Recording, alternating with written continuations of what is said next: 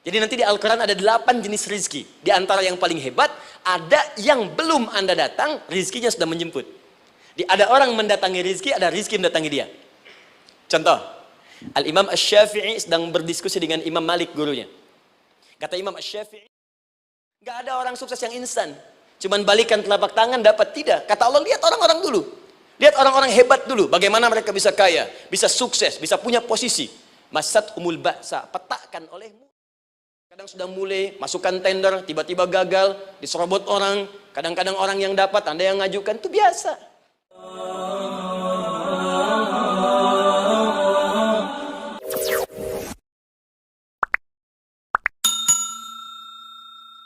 Anda berlanjut, diterangkan oleh Allah, hei, tugas suami saat mulai pertama kali menikah, maka tugas yang pertama siapkan untuk mencari nafkah. Bagaimana caranya ya Allah? Diturunkan oleh Allah. Satu, jangan takut kehilangan rezeki. Jangan pernah mencuri, jangan pernah ngambil punya orang, karena punya kamu akan saya berikan sempurna. Kamu ngambil punya orang, maka kamu akan menyulitkan diri sendiri. Itu akan dikembalikan pada yang berhak. Ya, turun Quran surah ke-51 ayat 22. Dirinci, begini cara nyarinya. Quran surah kedua ayat 168. Kalau Anda ingin cepat baru bergerak, rizkinya sudah dapat. Quran surah kedua ayat 172. Ada yang dahsyat, dia belum keluar, rizkinya yang mendatangi dia. Jadi nanti di Al-Quran ada 8 jenis rizki. Di antara yang paling hebat, ada yang belum Anda datang, rizkinya sudah menjemput.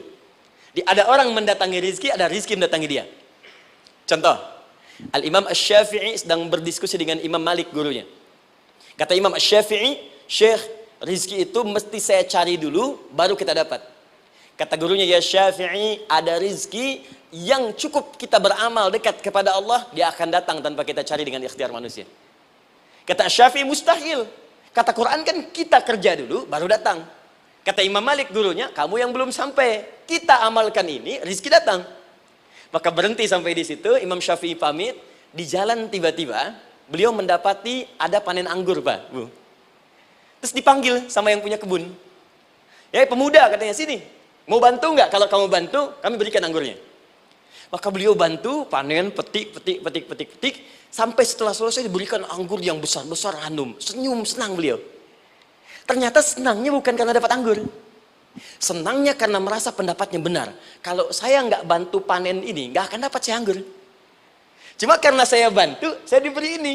Maka rasa senangnya inilah dibawa kemudian kepada gurunya, ingin laporan. Tapi perhatikan adabnya. Dia tidak mengatakan, guru, nih saya benar. Kalau saya nggak ikut panen, nggak dapat saya ini. Perhatikan kalimat Asy-Syafi'i. Guru, tadi saya di jalan, dipanggil oleh pemilik kebun, ikut panen anggur. Begitu saya bantu, saya diberikan anggur ini.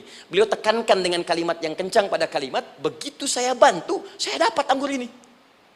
Imam Malik tersenyum mengatakan, Masya Allah Syafi'i, luar biasa.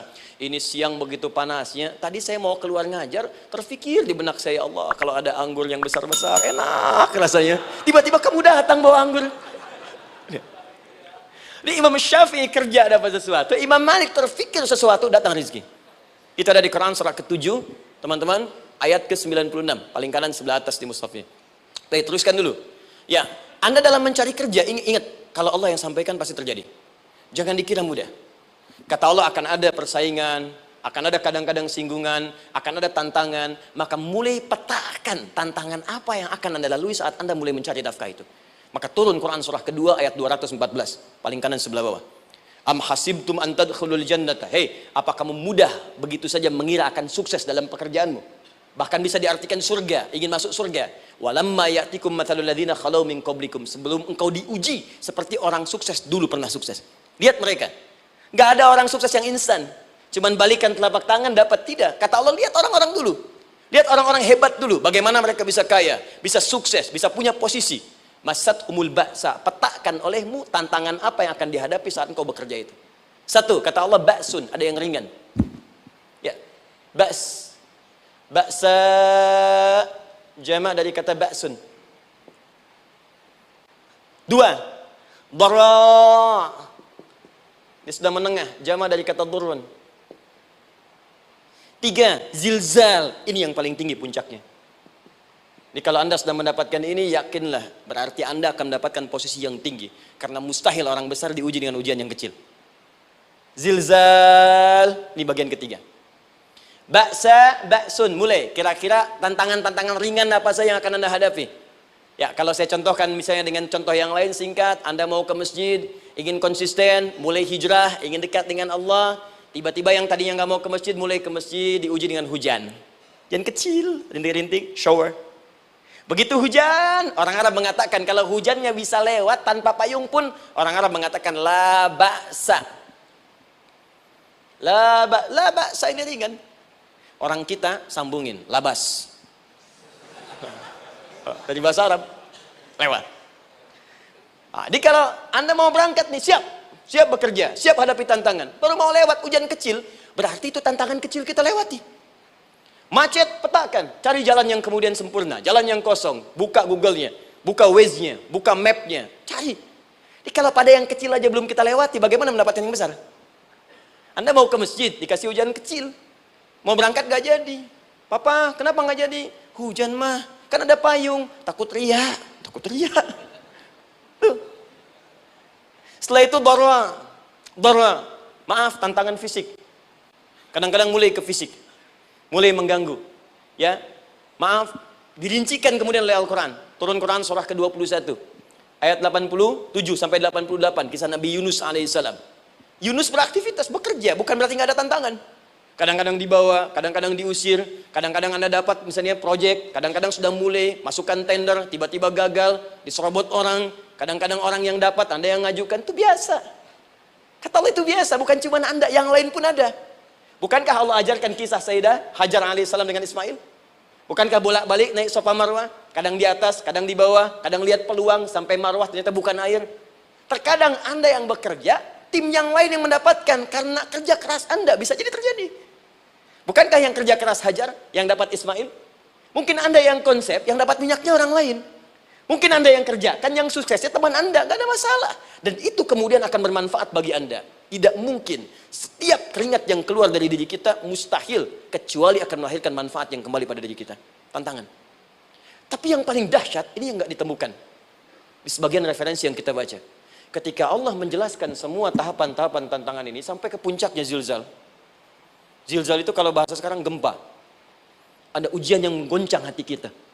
Ketika Anda kerjakan, ya Allah, tantangannya dahsyat. Kenapa mesti saya, ya Allah? Kau nggak selesai-selesai, ya Allah. Itu wajar, teman-teman. Itu biasa. Kata Allah, orang dulu saja mengatakan, mata nasrullah, kapan ini selesai? Berbahagialah kalau teman-teman sudah mendapatkan tantangan puncak yang paling tinggi ini. Ini artinya Allah sedang mempersiapkan Anda menjadi orang besar di kemudian hari.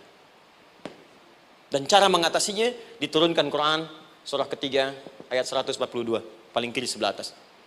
Perhatikan dahsyatnya. Yang pertama diterangkan tantangannya, yang kedua dijelaskan cara mengatasinya.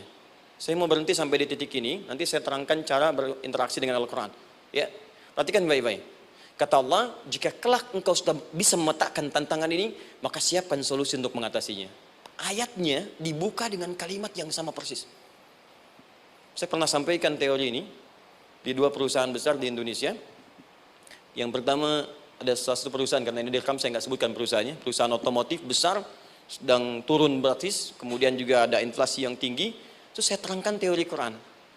Dia praktekkan berhasil, Pak. Padahal saat itu saya presentasi di depan non-muslim. Non-muslim. Sales-salesnya se-Indonesia dikumpulkan, saya bedah tentang ini. Dan mereka berhasil. Sampai sekarang naik lagi. Yang kedua sama, ini direkturnya juga non-muslim. Tapi nggak apa-apa kita diskusi. Dan mau mendengar teori ini. Dan praktekkan, naik. Ya, dulu di satu perusahaan minyak juga. Sedang turun, karyawan semua dikumpulkan. Lalu kita bahas tentang ini, kita terangkan. Yang ini yang paling menarik dari Al-Quran. Kalimatnya sama persis. Quran surah ketiga ayat 142. Am hasibtum an tadkhulul jannata. Apa Anda duga akan begitu mudah mendapatkan kesuksesan dalam hidup?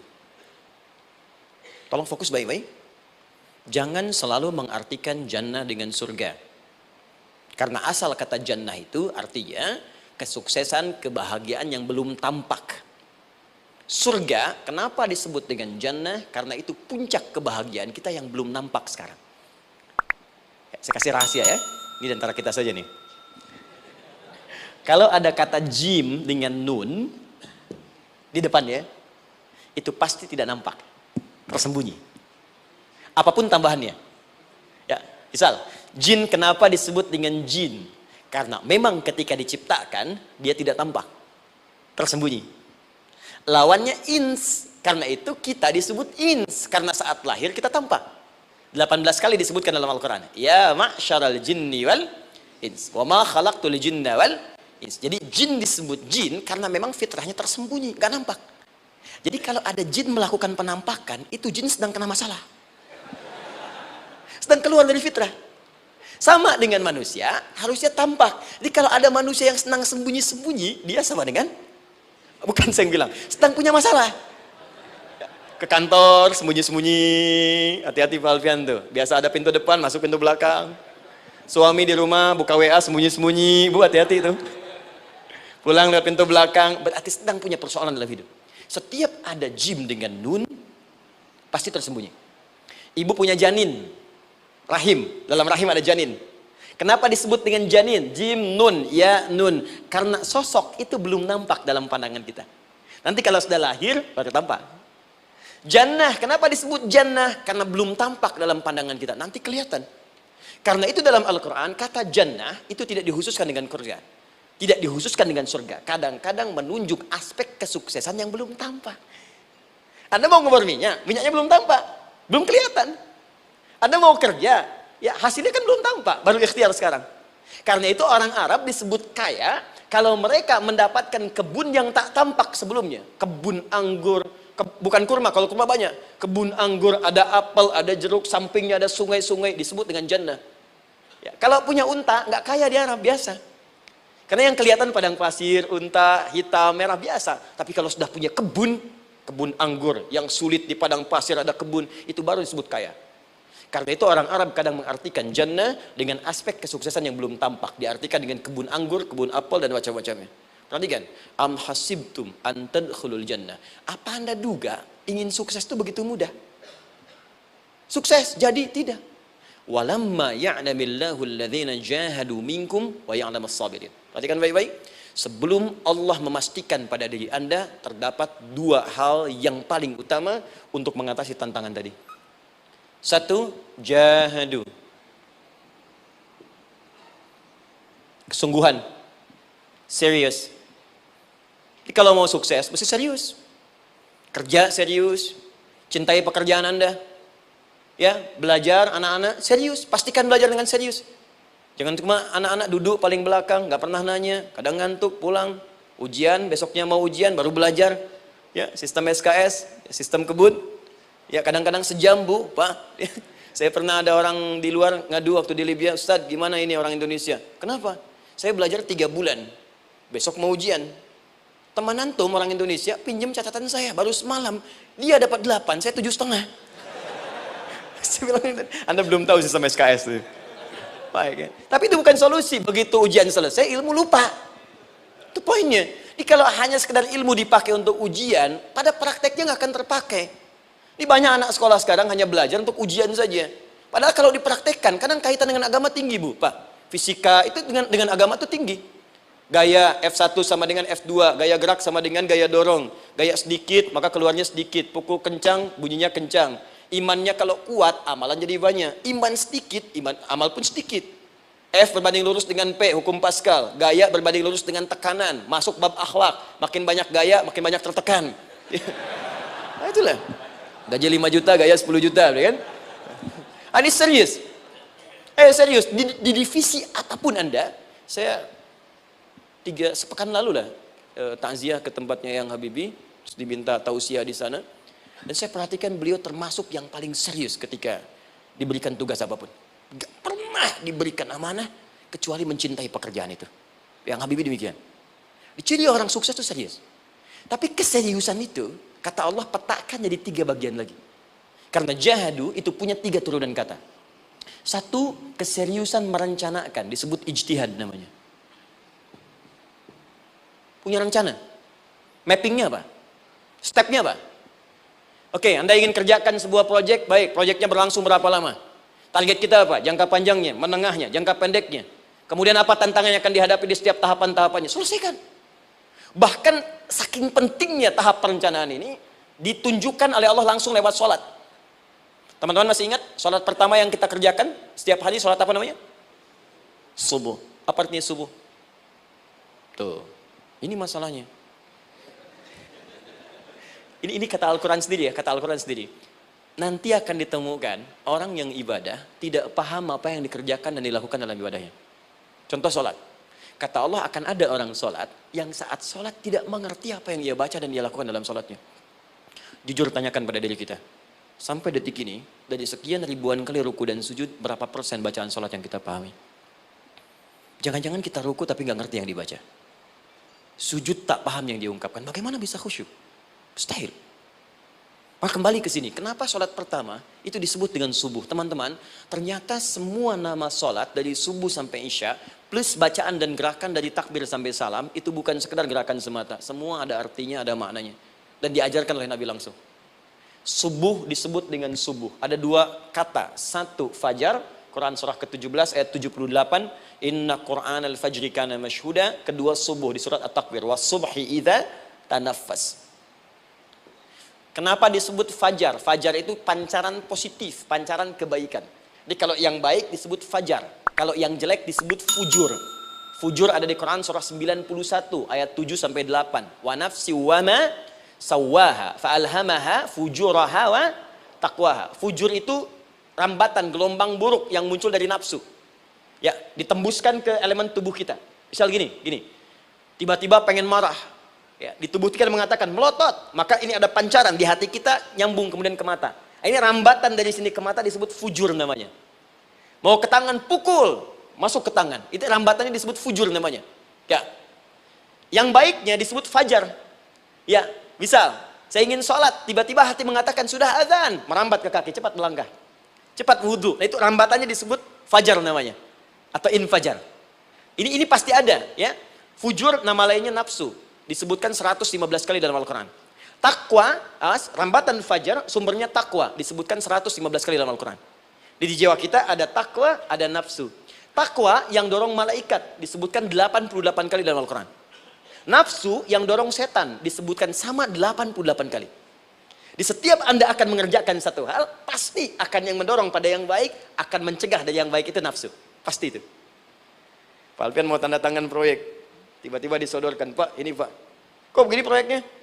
Perbaiki, karena ada yang nggak beres. Tapi fee-nya lumayan Pak, 1 miliar. Nggak bisa, jiwa takwa mengatakan jangan terima Pak.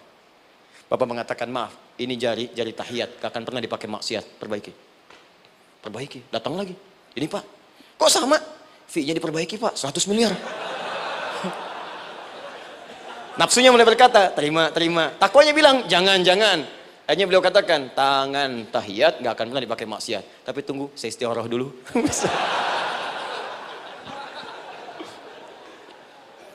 Nah, waktunya, ini salatnya disebut fajar. Kenapa disebut fajar? Karena saat kita tidur, terus dengar suara azan, Allahu Akbar, maka memancar dari iman kita, rambatan untuk merespon suara itu. Bangun kita untuk menunaikan salat. Waktunya disebut subuh. Kenapa disebut subuh? Dari kata asbah. Asbah itu artinya yang siap dengan rencana. Ya, orang Islam tuh nggak ada yang bangun dari tidurnya kecuali punya rencana jelas yang akan dieksekusi di hari itu. Makanya sebelum kita bekerja mengeksekusi itu, kita datang menghadap Allah supaya Allah berikan kemudahan di setiap aktivitas kita. Coba lihat manajemen Nabi. Bukankah sebelum tidur beliau istighfar dulu? Dirinci pekerjaannya, dicatat yang akan dikerjakan besok, istighfar 70 kali, 100 kali, sehingga dengan istighfar saat tidurnya tenang. Coba kita biasakan. Ada yang baca Quran, ada yang istighfar. Kalau nggak percaya silahkan cek. Begitu Anda lakukan, tidurnya enak. Besoknya rencana itu sudah siap. Makanya ketika bangun, siap jam 7 mau kemana, jam 8 ada di mana, jam 12 kerjakan apa. Sebelum mengerjakan itu, datang kepada Allah, sujud, ya Allah, saya punya rencana ini tolong mudahkan. Begitu caranya. Itu yang disebut dengan subuh. Nah, sekarang kembalikan peta hidup kita mau seperti apa ke depan. Ijtihad. Yang kedua, kalau sudah jelas konsepnya, visinya sudah ada, maka jihad. Yang kedua jihad. Jihad itu eksekusinya, aksinya, actionnya, perjuangan fisiknya. Rencananya apa? Tahajud malam nanti. Bismillah. Jam berapa? 2:30. Baik, yuk kita mulai rencanakan. Eksekusi rencananya. Bagaimana cara kita bangun 2:30? Pasang alarm. Jam berapa alarm dipasang? 3 kali. Pertama 1:30, kedua 2 kurang 1/4, ketiga jam 2 lewat 1/4. Baik. Alarm pertama untuk mematikan alarm kedua matikan alarm ketiga. Ketiga siap-siap. Why? Siap bangun. Jihad. Awas, ini penting ya, jihad itu jangan dipersempit maknanya kepada situasi peperangan saja, tidak. Banyak jihad itu luas sekali medannya. Karena jihad itu perjuangan fisik. Dan maaf sekali, dalam konteks perang pun bukan menyerang orang. Tapi membela diri saat diserang. Di Islam itu bukan agama ekspansi. Cek di sejarah, nggak ada Islam menyerang. Yang ada itu membela diri saat diserang. Atau saat orang lain dizalimi dan kita diminta untuk terlibat, kita membantu. Ini bukan dalam konteks sekarang yang banyak dibincangkan, tembak orang, bom orang, nyerang orang, bukan. Itu waktu kejadian bom Tamrin itu pertama, saya di Lampung posisinya. Itu begitu meledak, tuar. Pertanyaan pertama Pak di Majelis Taklim, Ustadz, apakah bom di jalan Tamrin termasuk jihad fisabilillah? Saya bilang, Pak, sependek pengetahuan saya, jihad fisabilillah itu jihad di jalan Allah, bukan di jalan Tamrin. Kaidahnya beda. Nah, misal mencari nafkah itu jihad. Cari nafkah jihad. Quran surah keempat ayat 34, paling kiri sebelah atas. Tugas pertama ketika menikah kata Allah, ar-rijalu qawwamuna 'alan nisa. Setiap lelaki itu diminta oleh Allah untuk mengatur bagian rumah tangganya. Jadi pemimpin di rumah tangganya. Ya bima faddalallahu ba'dahum 'ala ba'din, karena diberikan kemampuan untuk memimpin. Di pemimpin itu ada di suami. Dan ciri khas pemimpin, Bu, biasanya ciri khas pemimpin apa, Bu? Bukan tegas, bukan. Ciri khas pemimpin itu tidak mau dipimpin. Makanya kalau ada sesuatu, masukkan lewat usulan, jangan beri saran. Kalau saran susah, itu pemimpin. Baik, tapi yang paling luar biasa kata Allah, perhatikan kalimatnya indah sekali. Wa bima anfaqu min amwalihim. Saya berikan tugas untuk mencari nafkah. Ketika seorang lelaki bertugas mencari nafkah, ingat ya, konteks apapun, kalau perempuan nanti bekerja bukan nafkah poinnya. Bisa hobi, ya, bisa aktivitas, tapi nafkah kalau sudah menikah itu ada pada suami. Perempuan tidak. Kalaupun tidak dilarang perempuan bekerja, tidak. Sayyidah Aisyah mengajar, ada yang para sahabiah jadi perawat, ya, ada yang pengajar. Banyak dulu sahabat Nabi yang perempuan mengajar. Ya, kan ada pelajaran-pelajaran khusus perempuan. Ya, ada bagian perawat, ada dokter. Ini kan yang ngandung perempuan, masa yang periksa laki-laki? Ya, ada bagian perempuan tertentu. Itu silahkan bekerja boleh, tapi nafkah laki-laki. Begitu lelaki meniatkan pekerjaannya karena Allah untuk mencari nafkah, itu setiap langkahnya jihad fisabilillah.